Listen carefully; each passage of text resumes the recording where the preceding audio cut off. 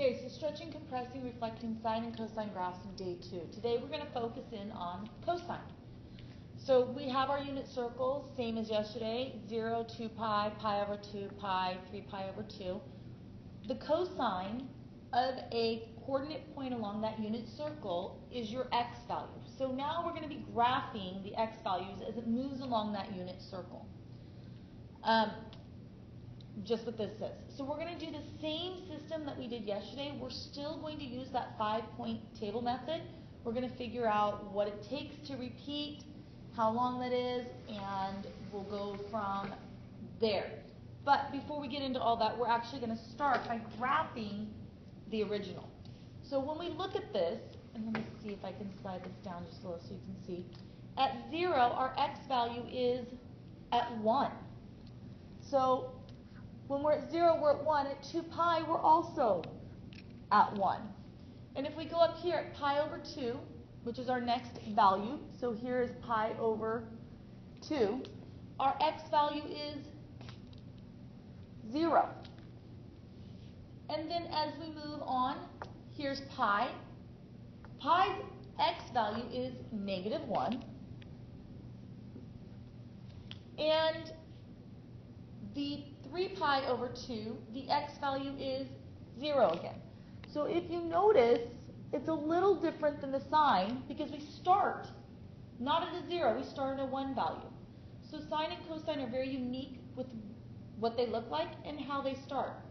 So we're going to graph this. At 0, we're at 1 on the y. At pi over 2, we're at 0. At pi, we're at -1. At 3 pi over 2, we're at 0. And at 2 pi, we're back at 1. So we have this graph. Notice it does look different, but it's the same kind of wave. It just starts and ends in different points. So for cosine, it starts high, goes to a 0, goes low, goes back up through a 0, and ends on a high.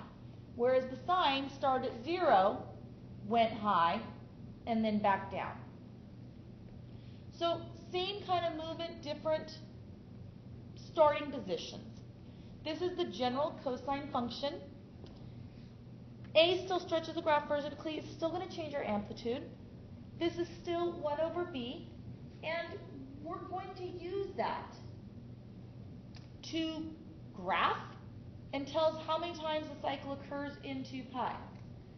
So to graph this and to get it started, I have an equation over here on this side. Let's see if I can move my board down this little.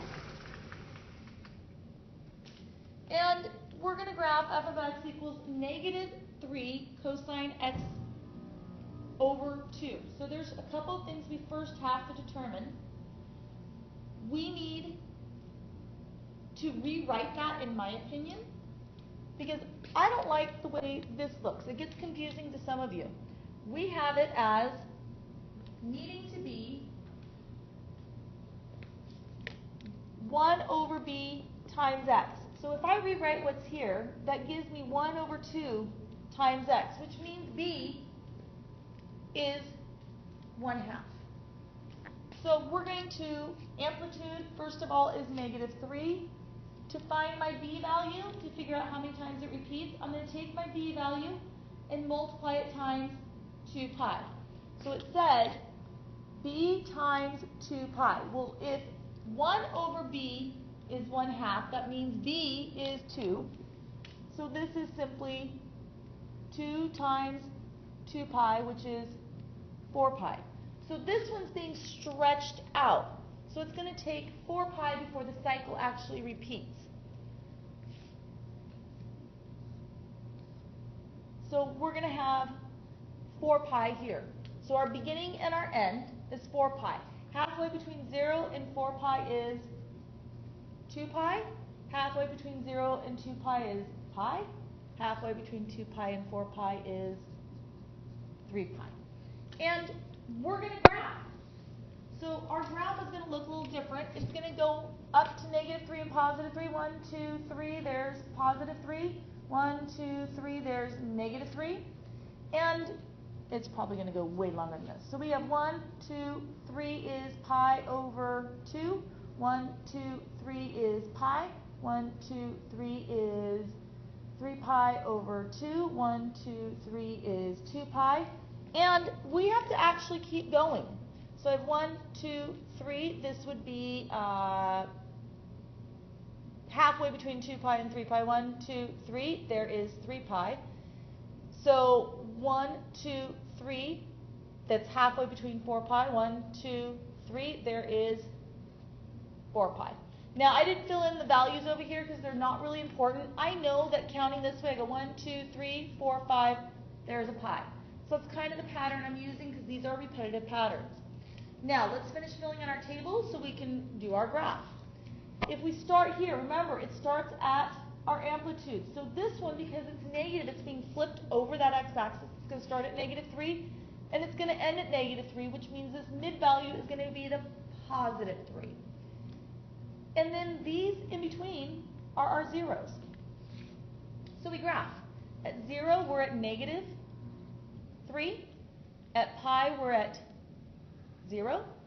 At 2 pi, we're at +3. And at 3 pi, we're at 0. And at 4 pi, we're at -3. So this graph